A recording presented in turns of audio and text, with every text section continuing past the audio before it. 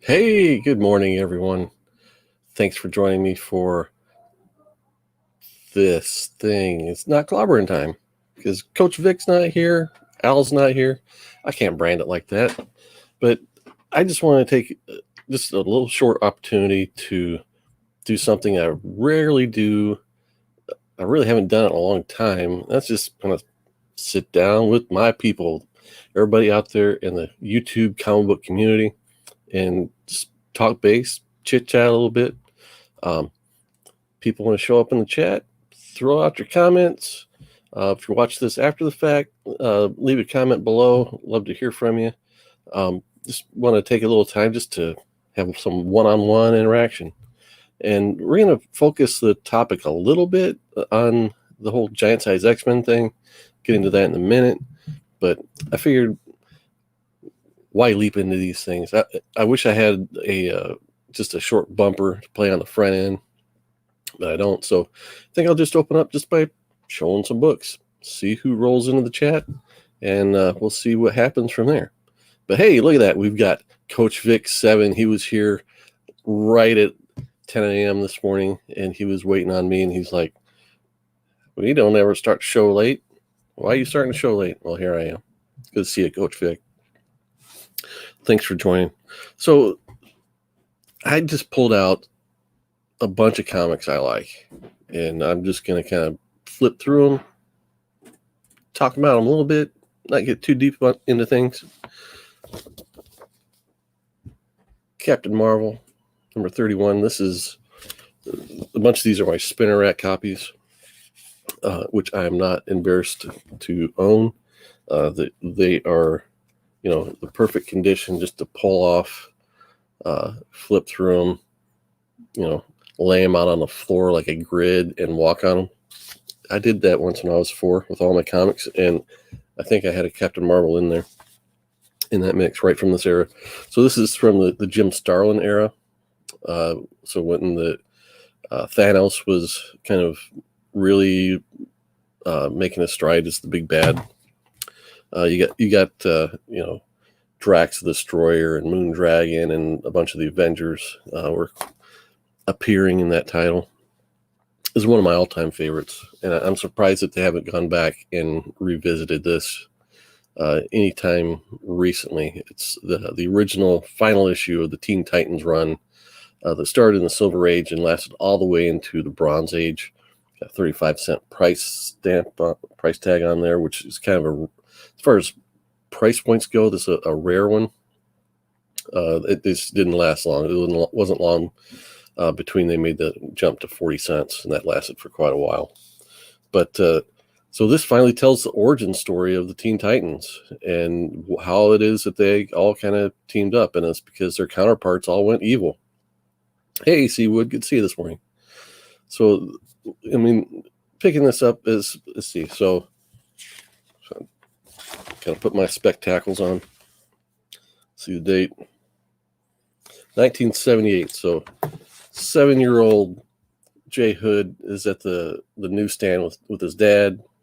Dad's picking up, dad books, probably gun books. He was into muzzle loading at the time, making old-timey looking guns. He knows I'm going to pick up a comic, but how could 7-year-old Jay Hood not pass up this comic? The counterparts, the sidekicks, beating up on the counterparts. What is going on in that story? Good morning, Jeff Schultz and Sugarman Comics. Good to see you. I'm just rolling through just a few books I like that I've got in my collection that I'm, people don't, I haven't seen other people show these, and I might have shown them once or twice, but just wanted to kind of roll out with some cool vibes of some comics that might be overlooked. People might want to check out. You find these in dollar bins, $2 bins, whatever. So we got Captain America $2.55, and ironically, this is the origin story of Captain America as depicted by John Byrne. It's actually got a Frank Miller cover. But the thing is with this book, I just noticed usually if they do a flashback to the origin, they're kind of framing it in like the current time that the story's being told. But no, this is just like we're ignoring what happened last issue, and we're just going to dive in and tell the story of Captain America's origin. The homage to the original Kirby cover from Captain America #1. Grew up a skinny lad in Brooklyn, yada, yada, yada, got the super serum formula. And killer splash pages like this are really what engaged me, especially as a young kid getting into comics. Just in this one splash, think of all the history. You've got everything from, the invaders to him getting, rescued by the Avengers, pulled out of the ice. So it's just like a real concise history of Captain America. So there you go. Find that one. It's a good book to have. This one, I know a lot of people, this is not a really valuable book, but I know a lot of people that have it really enjoy it. It's a Marvel 2-in-1 Annual #7, where all the heroes you see on the cover have been kind of selected by the champion of the universe to take him on in a boxing match. And of course, he's the champion, so he's going to win. But how is it that he could vanquish all these heroes? Check it out. It's a good read. Bought this one. This is the exact copy I bought at a garage sale as a kid. We got crossover with the Justice Society and Earth 2. You got the Earth 2 Robin there in the very Batman-like outfit, costume. This is a book that I think the storyline introduced the concept of Earth Prime. I think because it talks like the creators of the book of the story are in the story. So here we've got Julius Schwartz. I think one of the guys is Carrie Bates, and I'm not sure. Yeah, Carrie Bates and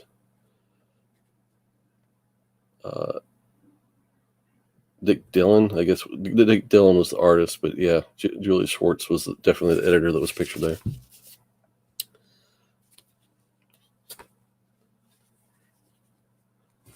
Starting to collect splash page original art.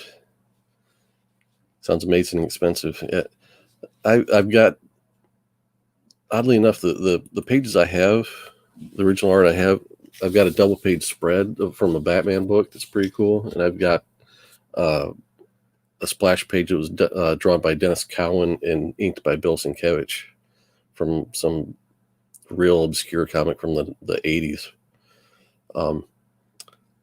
Bernie Wrightson and Swamp Thing. It's hard to beat Bernie Wrightson and Swamp Thing. I mean, you can do it. You can pull out, Neil Adams' work or, something else here or there, some Starlin stuff, but neck and neck, pound for pound. Bernie Wrightson and Swamp Thing it's not easy to beat. A little bit more modern, Lobo by Simon Bisley. The art by Simon Bisley, and the story was by Keith Giffen and Alan Grant. This is from the mid 90s or early 90s. This came out while I was in college. How do I remember that? Well, it was Bisley's art in this and what he did in the issue of Heavy Metal were really, really influential on me in art class or in art school. But that cover, the painting technique that he used, we'd never seen anything like that technique used in comics before. And then the story itself, if you've never read this original Lobo mini, you can pick it up on eBay for $10 or $15, the whole 4-issue run. You can find it in dollar bins. Hey, hi LA, good to see you. We got Seawood saying hello. Seawood finally got the Swamp Thing 1 to 10 fully collected last year. Very cool. I picked up a nice copy of the first issue at a con. Well, the last con they had in Indiana, the last Indiana Comic Con. That was almost a book I almost pulled out, but I had that Swamp Thing 10 handy, so I just grabbed that one. And then, of course, this one. This was the kind of the gateway drug for me into the X-Men. I've told the story before. I'd never noticed the X-Men title on the stands. It might have been there, and I was just overlooking it. I was too distracted by Captain America and Spider-Man and the Avengers and Batman and Justice League. I don't know what it was. Something about this cover just grabbed me, and then flipping through it, I could see kind of a higher sense of drama in this book. I mean, this is the exact copy I picked up off the newsstand out of a spinner rack. I could tell something big was going on here. And like I said before, this is the book that turned me from just a comic book fan and reader. I wasn't going to part with the stack of comics I had, but this is the one that made me realize I've missed some things, and I need to go back and find out more about the X-Men, and I need to find previous issues, and that's really what inspired me to hunt for comics. Captain Comics. Captain Comics. Good to see you. And then Discovery Bay, thanks for joining us, man. I'm just flipping through some comics I like, and the ones I've just shown have been ones that might seem more familiar, and I'm going to start getting into some others that are maybe, as we go, a little bit less familiar, in some different formats. I mean, Metarog likes to show different types of comics, promo comics, different formats. This is a format that usually we relate to Archie. It's the digest format that would be at like near the register, like by the magazine section, not the main newsstand area of a store, but at the cash register would have these. And DC did a short run of them, and this one is from obviously the George Perez and Marv Wolfman New Teen Titans era. It starts out with an all new story by Carmine Infantino, and then it transitions into Neil Adams and Nick Cardy teaming up on the art, and it reprints Teen Titans 20, 21, 22, and 24. And I was recently going through, you can obviously tell it's a Neil Adams layout there with the diagonal panel break and that kind of thing. I was recently going through just a bunch of stuff, and stumbled across this, and my daughter Bailey was like, hey, that looks kind of cool, so she kind of stole it, and I was happy that she would steal something like that. So this, as long as she wants to flip through this thing, man, it is hers, and I am going to hunt down these Neil Adams issues of Teen Titans. I think I've got one, but somebody drew in it, and then it's got a follow-up story that's, I think, is all Nick Cardy, or it might be Gil Kane, Nick Cardy. Good morning, Gore Vidal. Good to see you, man.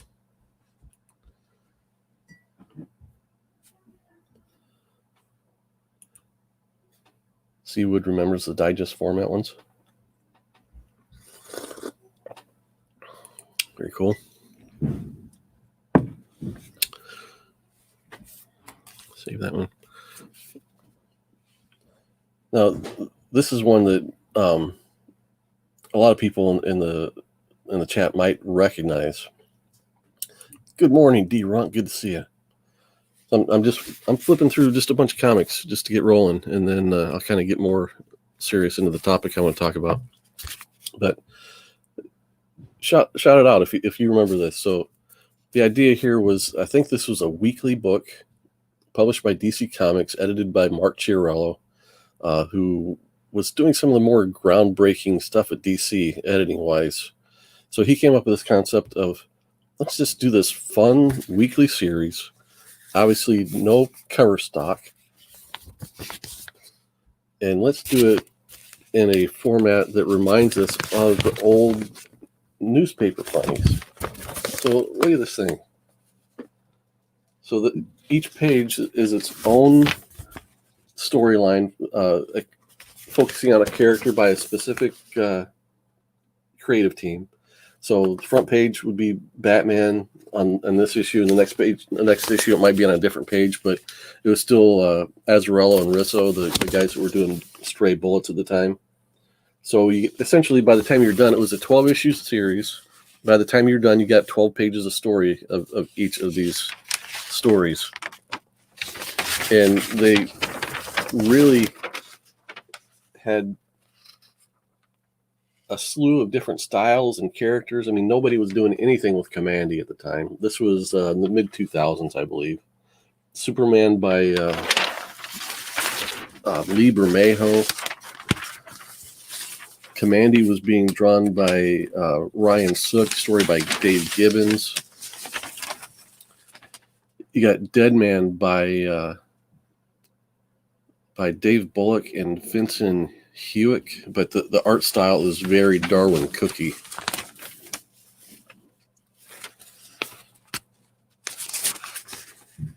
Got Flash by Kurt Busiek, Joe Quinones. Metamorpho by Gaiman and Allred. Teen Titans by Sean Galloway, a real cool animated type style, but I'm not going to go through the whole thing, but this is another book you can pick up. You can find it in dollar bins, folded up sometimes. Let's see what's Gore got to say. What is missing in contemporary comics is the craftsmanship and skill in the artwork displayed in the books he showed. No computers, no graphics, just a penciler, inker, letter, and colorist. I agree with that to a certain extent. I think this something I definitely want to touch on today is kind of the art and craft and the objectness of some of these books. So I've talked about this to death. I picked issue 2 because it's actually more interesting than issue 1, Stray Bullets. So since I talk about it so much, I'm not going to talk about it much, but I thought I had to represent my fate. So here's where I was at. I got to the point where I was like, what was the last great thing that I read that I could suggest to other people? Like if somebody came to me and said, what's the last great thing you read? Because I want to go read it too. And I started rereading this, and I took a break from it.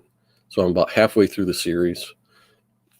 And of all the new stuff that I've read, all the vintage stuff that I've read, Stray Bullets is still the thing that I've most recently read that I think is outstanding. Now, some of these other things are going to be outstanding too, just in a different way.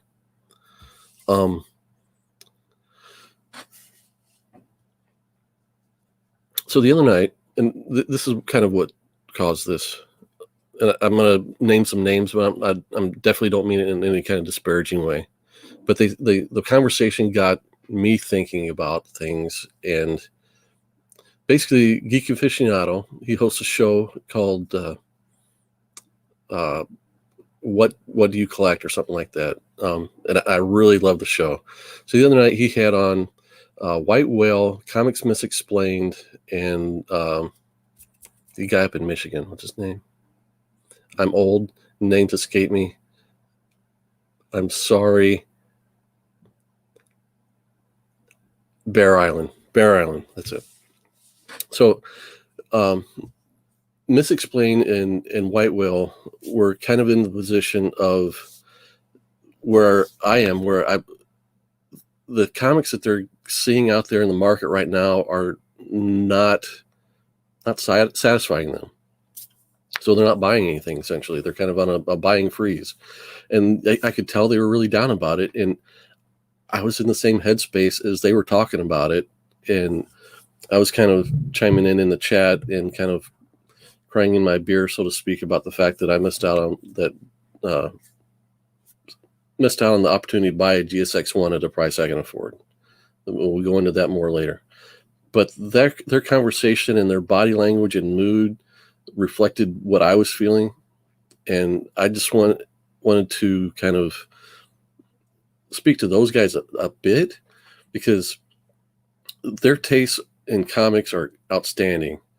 And Misexplained even said, I don't even do videos where I show books I like anymore, because he didn't say it. He didn't say, I don't think other people are going to like what I'm reading, but it's this. I think the stuff that he's picking up isn't the new stuff off the shelf. And I want to tell those guys, if you've got outstanding comics that you think other people should be reading, please show them. So that's kind of what I'm going to get into here. Let's see. Let's get a couple comments before I start digging into this next part here. Chicago Schultze's here. Gore Vidal says, it's impossible to talk enough about Straight Bullets. One of the greatest comics from the last 20 years, except it's gone back further than 20 years. It was out when I was in college, graduating in 95. So it's a long time. So both those guys are probably familiar with this work and people will recognize the name. Matt Kent has written several books for some of the secondary indie publishers, or some of the top indie publishers, and a little bit for the big two. But if you ever see Matt Kent at a show and have him do a sketch, you're going to get your money's worth. He will do a full page color illustration like that in your sketchbook for, back in this era, it was like $100 you could get it. I just bought this book and asked for a sketch in it, and he was like, sure. And he just, knocked that right out. Super Spy is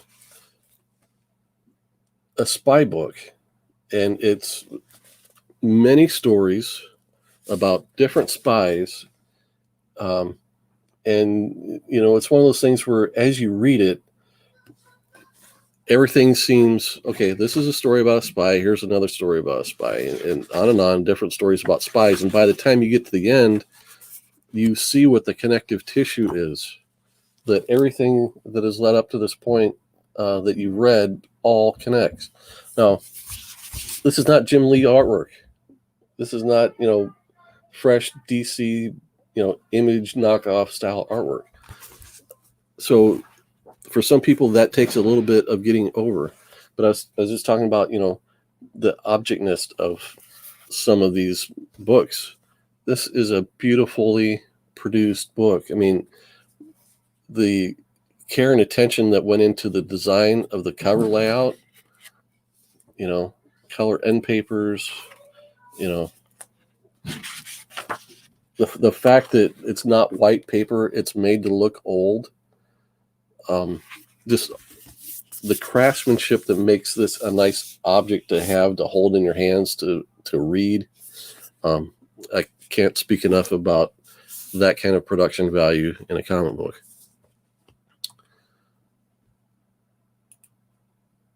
Thanks, Jeff Schultz.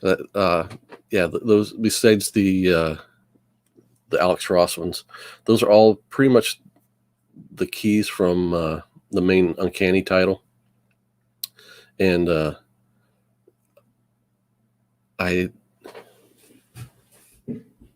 than some of the ones on the top shelf, I paid cover price or less for those over the years because I'm that old, including that one over there, cover price. Super Spy and Mind Management are first rate. I need to pick up Mind Management.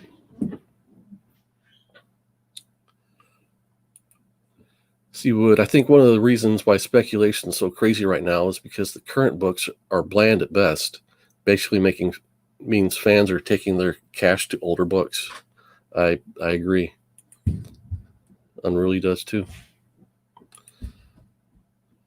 How old is Super Spy? 15 or 20 years.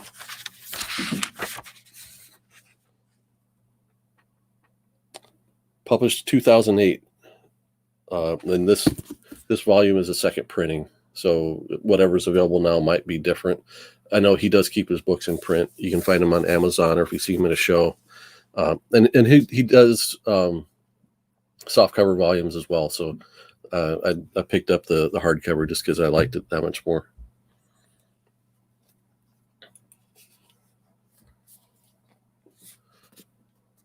Image and other indies are definitely the things to be reading currently. I'm finding the same thing where I'm looking at the books I'm buying, like what's on my pull list, and I hate read X-Men, and I'm about done with it. I was intrigued by some of a couple of things they were getting into, but I just haven't been back to the comic shop recently to pick them up. I get Batman, I get Strange Adventures, and 6 or 7 Image and Boom titles. The bottom left was my first X-Men book to buy back in the day. So left, that one over there. That's a good first issue if that's the one you picked up.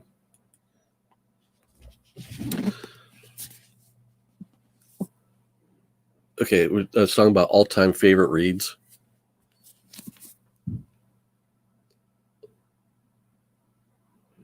Stray Bullets, Strangers in Paradise, and Blankets.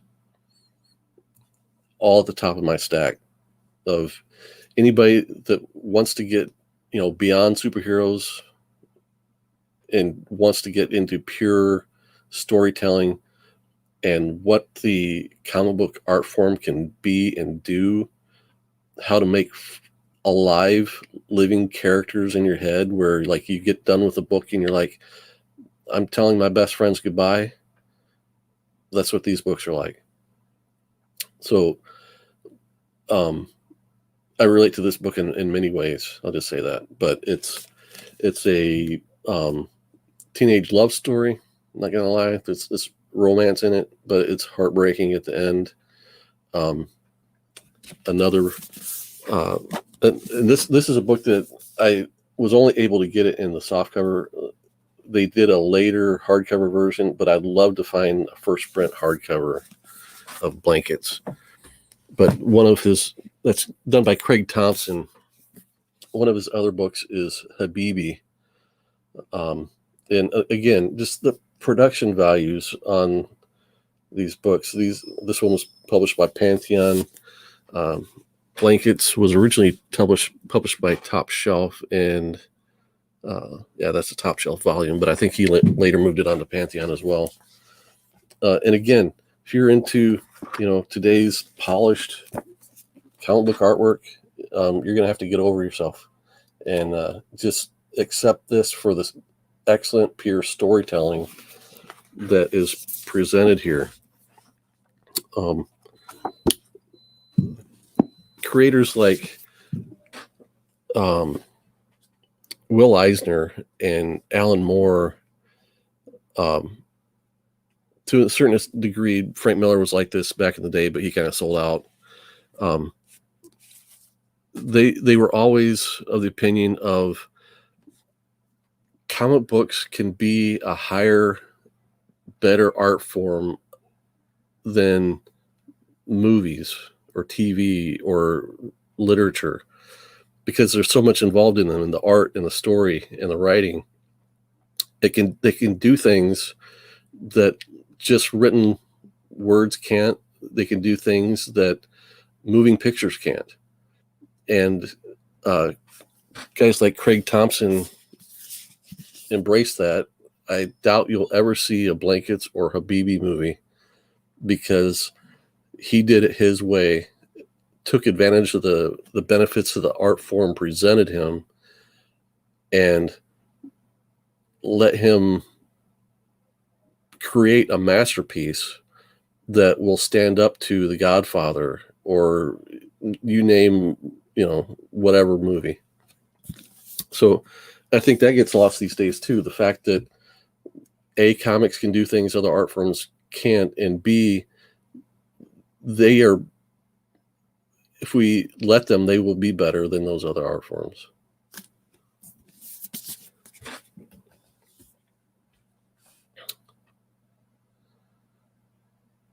See, would probably going to be done with DC besides Strange Adventures, and I only buy the occasional variant from Marvel. It sucks. I want to love the X-Men books, but everybody's on an island partying is not exciting to me. Hey, Kachun, thanks for listening in, man.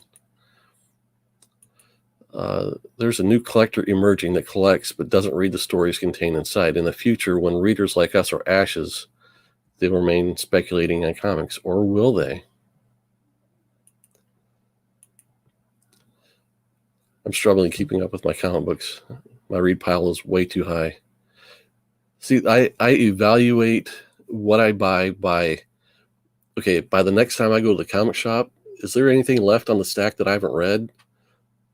If there is, I need to evaluate that. Why is it that I'm not reading it? Why am I not excited about it? And is it worth the money for me to continue to buy it and put it on that pile? I would challenge you to examine your pile that way.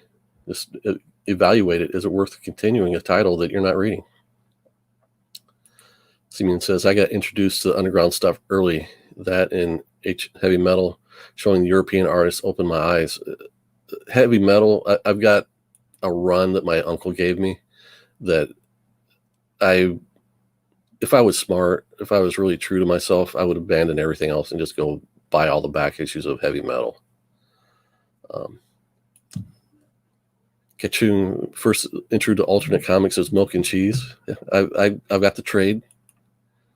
Part of Moore's resentment of the big two is that he hoped that Watchmen would inspire them to publish books like it. Instead, they doubled down on generic superhero books. True facts. All right, now I'm going to flip this other pile upside down and keep transitioning from works and pieces, creators that you may or may not have heard of.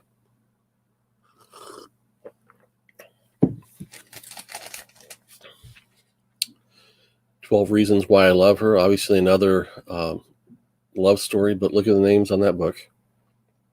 Joelle Jones.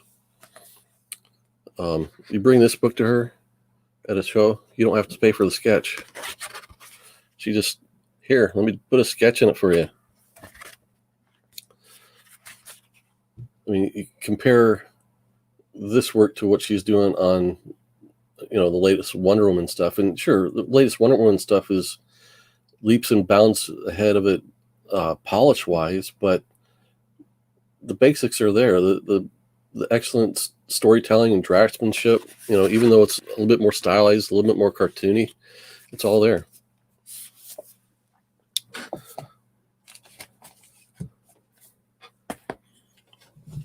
I mentioned one of the artists in Wednesday Comics looked a little bit like Darwin Cook. If you haven't read Darwin Cook's, adaptions of the Richard Stark material, man, you're missing out. And this is another case where the production value on the book is amazing. These were relatively low priced, $25 a volume.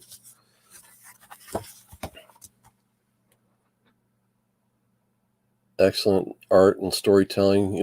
If you're like me, where you have an appreciation for like that mid-century aesthetic, I mean, that's what Darwin Cook was going for in these books. I've actually got one or two of these. I think he did 5 altogether, and I think I need to get one more, and I need to read like the last 1 or 2.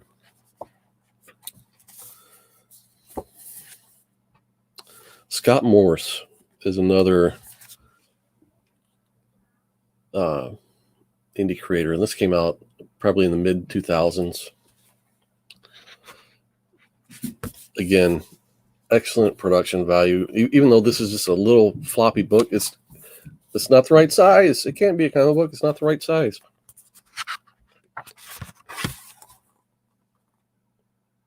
This end paper illustrations. This is about, and maybe the unfortunate thing is that he didn't do it in color, but it's black and white and looks painterly. And it's about this little girl that sees the ghost of, I think it's the ghost of Akira Kurosawa, the Japanese director. And it's just a little quaint story about, her and seeing these visions. And yeah, it's unspeakably cool. It does have some color in the end papers. It's really cool stuff. Again, stretching the art form. Talk about formats. 50 Reasons to Stop Sketching at Conventions by who? Stuart Eminem. Probably my favorite modern comic book artist is Stuart Eminem. His style has had a wide range over his whole career, but the stuff he was doing before he went into his kind of semi-retirement, he just put all the tools. He's using all the tools in his basket. So this is just little one-page vignettes of reasons why he doesn't do sketches at conventions anymore. And I saw him at Heroes Con one year, the only time I ever got to meet him. And I pretty much just bought everything on his table, all his sketchbooks, everything, and he still wouldn't do a sketch for me. Quaint little books like this. Will You Still Love Me If I Wet the Bed by Liz Prince. I haven't heard from this creator in a long time. But I went through a stint where I had friends that were really into these alternative off-the-street comics, or off-the-beaten path comics. A lot of them were published by Top Shelf. And again, this is just little, essentially one-page comic strips about everyday life. There's a lot of that out there as far as content.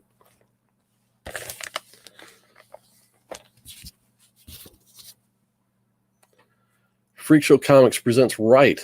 No one has ever heard of this. Probably no one has ever heard the name of David Hartman. But if you've ever watched shows like the computer animated MTV Spider-Man cartoon, or any of the later Transformers cartoons, the CG ones, or Rusty and My Boy Robot, or whatever the heck that was, that Frank Miller and Jeff Darrow put out that they made into a cartoon, or the Godzilla cartoon from the same era. He directed all those, and he directs a lot of stuff, and he works in the film industry as a director, and started out doing production design for, what was the movie? Bubba Hotep. When I was in college with David Hartman, he was making movies just like Bubba Hotep. And when I saw Bubba Hotep was out, I was like, David would love that movie. And it turned out he did all the effects in it. Sicko.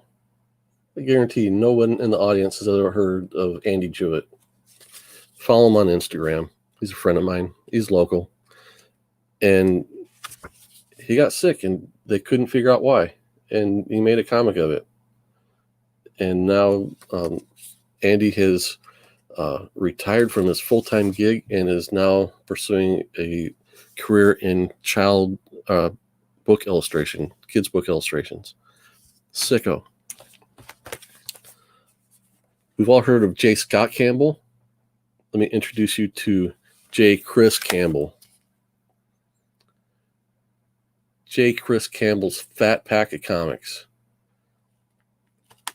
That comic book has googly eyes on it. Talk about your production values. I mean, he probably handmade every comic book in here. He might have had them cut at Kinko's, but I'm sure he went out and found this little case and made comics to fit it, and created the whole package himself.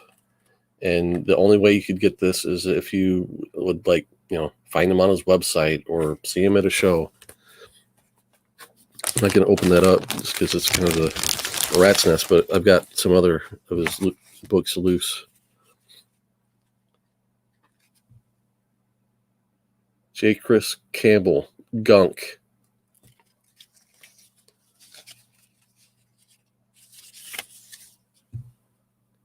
It's comic books. Comics, cover to cover. I can't tell you what this is about, but it looks cool. It looks fun. It's been a long time since I read it.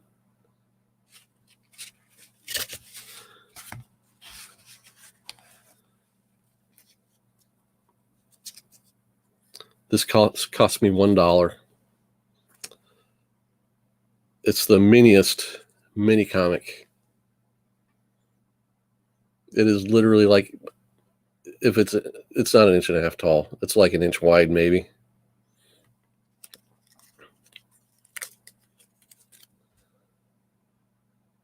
There's comics in it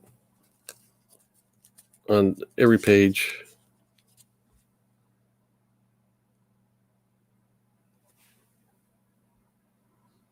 Will it focus? Will it not? No, it won't, but you get the idea. It almost did. Did I read Concrete? I have not read Concrete. There are a few titles that have escaped me. Concrete is one, and believe it or not, Love and Rockets is another book that I've not read one page of.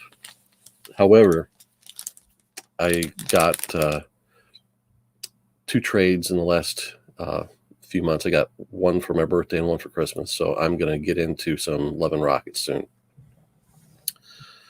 So I say all that to get to this. Like I said, I was in the chat the other night, and I was whining about the fact that, I'm running after the GSX1 ice cream truck with my fistful of money that I've saved up for. I didn't save up. I waited 1.5 years to have that much money to go buy the book. And I'm whining in the chat, and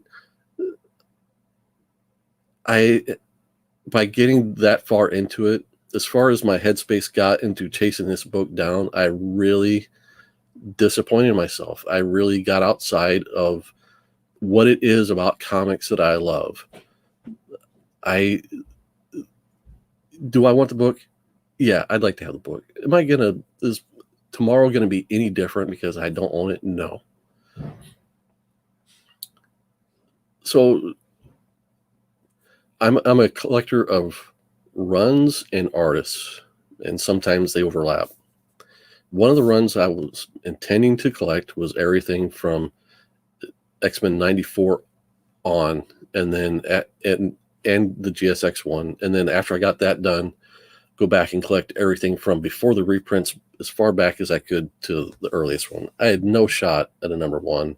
I had probably no shot at a number 4.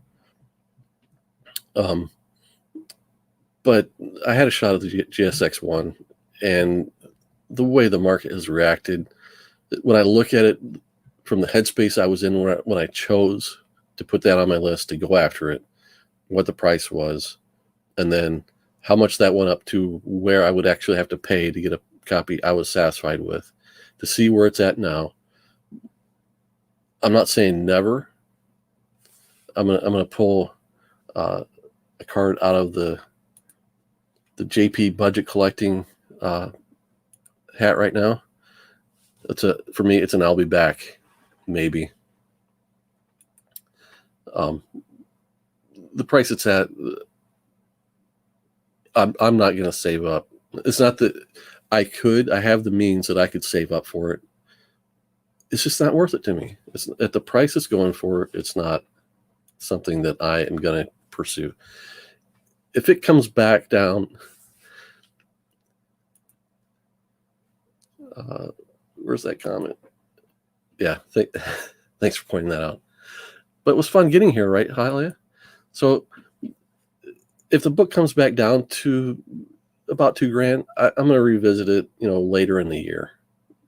I always wanted a raw copy. I didn't need a graded copy. If I bought a low grade slab copy, I was going to crack it. Just because I me, I just don't care about the grade, like having a grade on it. There's a certain condition level I like to have on my books. And if I want to own that book, I want it to be, in that range that satisfies me. I could go buy a coverless copy or there's some guy on eBay now selling each page for $15 a page. I could go buy all those pages. The funny thing is, you add it up and it still comes out the same cost it would cost you. It's kind of funny. eBay in the last year my perspective on it has changed. And part of that is because I've transitioned from the guy buying $20 to $40 books to a guy buying, $100 to $200 books, to a guy looking at looking at spending $2,000 on the book and then seeing it, skyrocket double. I signed up for GPA. That's one of the other things that kind of have spun me around on eBay. I was using eBay sold prices, whatever the lowest sold price was on a book, that was my price guide. I would look for deals around that or less, and I would find them for the books I was looking for at the $20 to $50 range. I could find them. When you get into these higher end books where everybody's concerned about GPA pricing, when I talk to people about, I do my shopping on eBay, and they come back and say, well, isn't that really expensive? And I'm like, no, it's not expensive. You can find deals all the time. Well, no, not if you're buying those kinds of books. If you're looking for those kinds of books, the guys selling on eBay are trying to destroy GPA pricing. They want to set the bar. They want to be the next highest sold on GPA. They're doing that, and they're looking to take advantage of people that don't know better and have the money to spend. And I'm not going to hold anything against anybody. I'll celebrate with you if you go out and spend that much money on something that you want, that you can afford. That's not going to damage your house, your family, your lifestyle. I'm willing to celebrate. If you get your Grail, awesome. I'm definitely there to celebrate that with you. But for me, I'm just going to leave it for a while, and maybe I'll come back someday.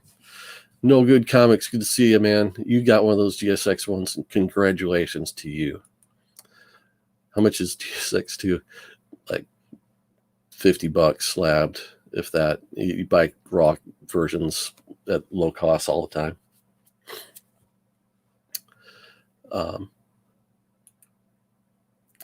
That 90s music show, sounds like I missed something. I'm going to have to go back and watch a rerun. So yeah, that's kind of it.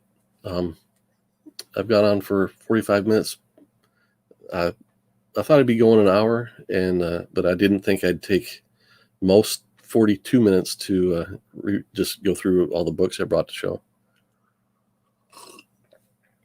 So I meant to pull up my graphic here for my wish list. Let me see if I can find that real quick, so we can kind of reevaluate where I'm at, what I'm going to go after next. Let's see. I see my 2020. Come on, man. I've got my desktop is way too messy for this, and this is not a Mac, and so it doesn't respond the way I hope it will.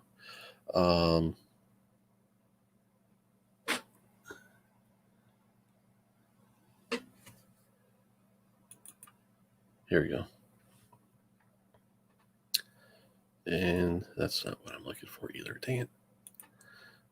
Riveting content here on the J Hood channel. Anyway, I can't find it. But look, and I didn't bring my wallet, so I can't show you my paper list.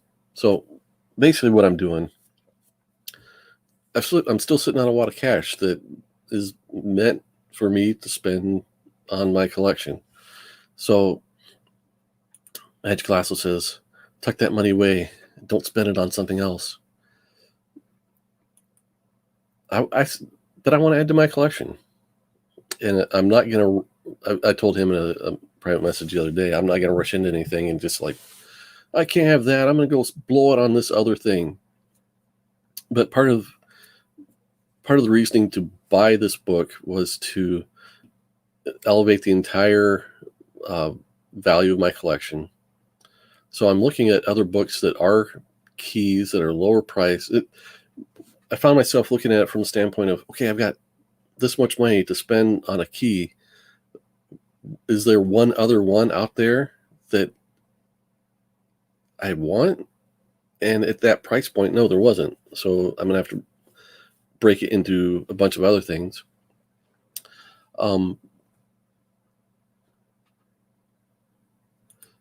Kaching says, you might find an opportunity to buy a collection with a GSX in it for the same price. Opportunities happen. They do. And that's one of the reasons why I'm not going to just kind of go out and blow this wad of cash. But I'm going to probably spend a little bit off it. And I've got opportunities to sell other paintings later in the year that would, bring my cash flow back up, and I want to be in the opportunity or the position to be able to take advantage of opportunities when they arise.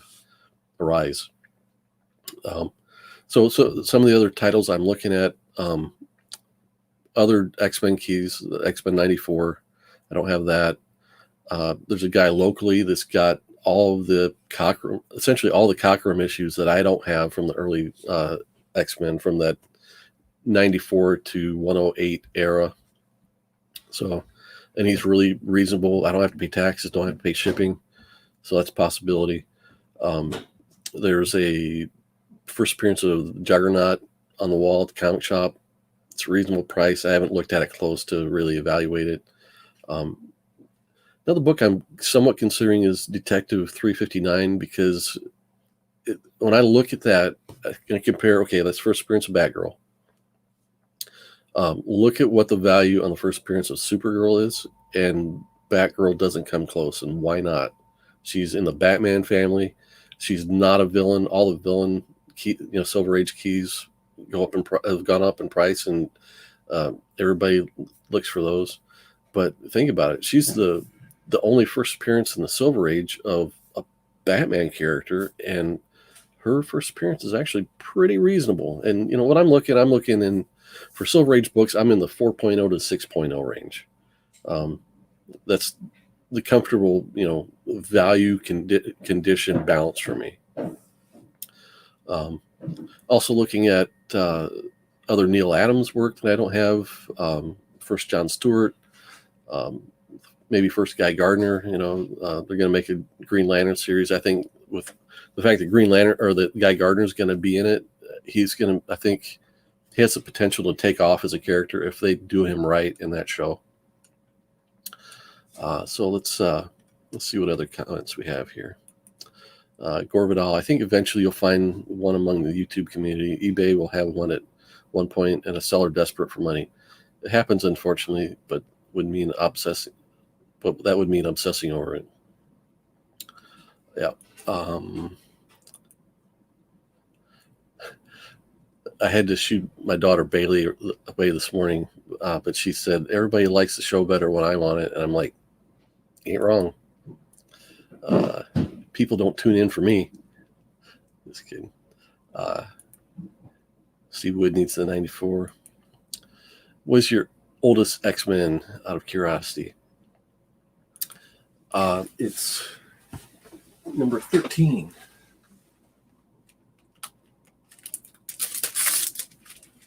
So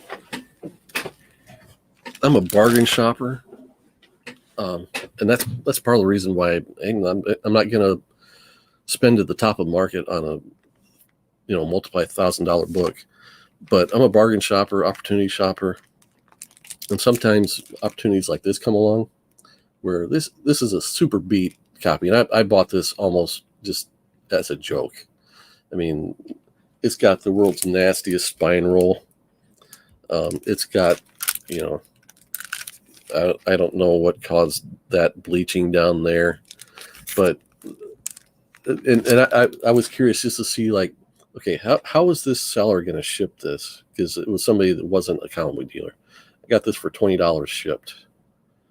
So that's the oldest one I have. So that's second appearance of Juggernaut. After that, the first one that's in a satisfactory condition is at number 19, which is the first appearance of Mimic, and I just got that last year. And that's one I bought from the guy that's got all the Cockrum issues.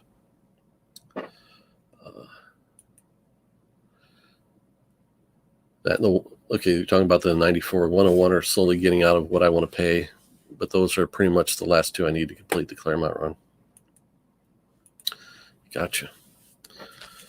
So that's kind of where my head's at, and I wanted to do this to put closure on the whole thing, so I wasn't the guy that was always like, he's the guy that missed out on the GSX1. It doesn't bother me. I would have bought it, would have been happy with it if I could get it the price I want. I'm not going to sit here and sweat it, though. I'm going to move on, get other things. It got to the point where when I was looking at, okay, man, there were times where I was so stressful, or felt so stressed out, and I'm looking at, okay, what's making me stressed out? COVID, working from home, uh, working from home with family around, um, dealing with my wife. Not that we have a difficult marriage, but every marriage has stressful little things. Keeping up with work, uh, things with church going on. I look at all the things that are piling up, and part of it is that GSX1 thing, and I'm like, that's the stupidest thing that Jay Hood could ever do, is have all these truly important things, have whether or not he has a 50-cent comic book in his collection. That's what the cover price says, 50 cents. I've got a giant size Defenders just like it in my spinner rack. I paid 50 cents for. So, I don't want to, I say that, I don't mean to insult the book or anyone that owns it in any way either. But it's just kind of where I ended up, and it's like, I got to get over this. So it's all behind me. Moving ahead, looking forward to picking up more cool comics. I'm going to maybe reread some of the things I really enjoy. Go find something new that's a new format or a new artist that looks intriguing. I'm gonna pursue the other X-Men books that I don't own. I showed that X-Men 50 on Instagram yesterday. I've had that for a couple months now.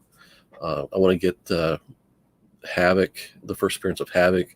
I want to get the those books that I showed in that little digest, those Neil Adams Teen Titans issues, stuff that when I get the books and I look at them, I'm going to get that kind of warm, fuzzy, just drink my coffee feeling, and enjoy them.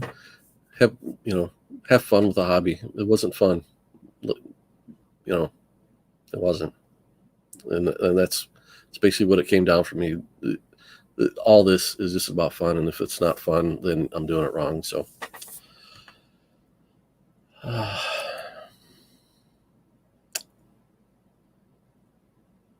just wait. Just wait.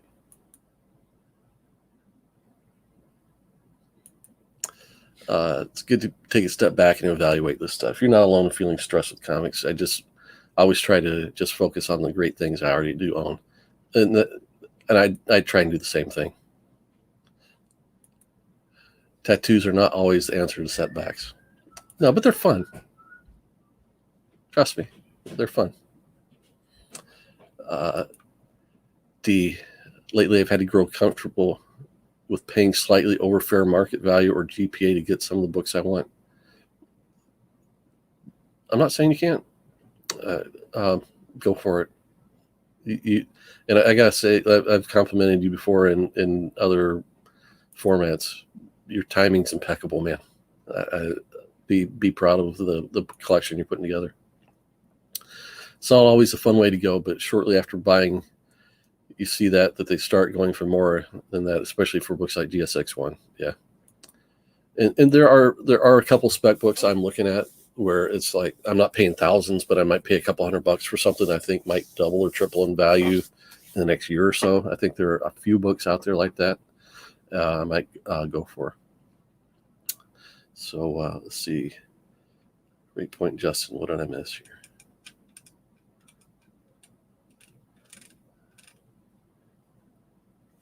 Okay.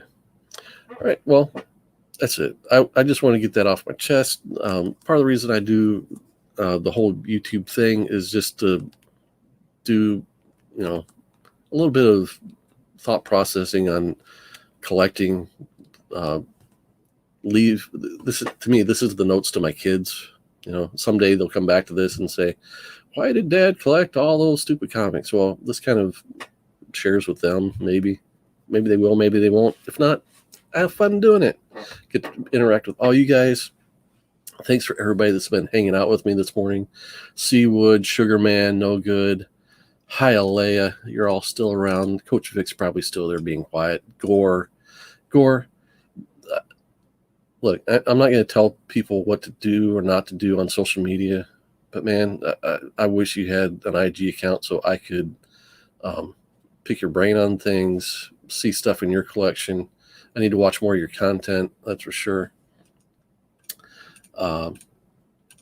Yeah, looks like Unruly. He's here for a while. Kachun was here. Thanks for hanging out with me, everyone. Like I said, you watch this as on a rewind. Please leave a comment. Let me know what you think. Gord's got this parting words. I personally, collectors who live on their iPhones obsessing over keys. They have no free time to read the comics. It's amazing how much time they spend searching and buying. Guilty. I need to spend more time reading. No good. Thanks for the compliment, man. All right, you guys have a great day. Thanks for tuning in. Remember, faith, family, and then your silly comic books. Talk to you later, guys. See ya.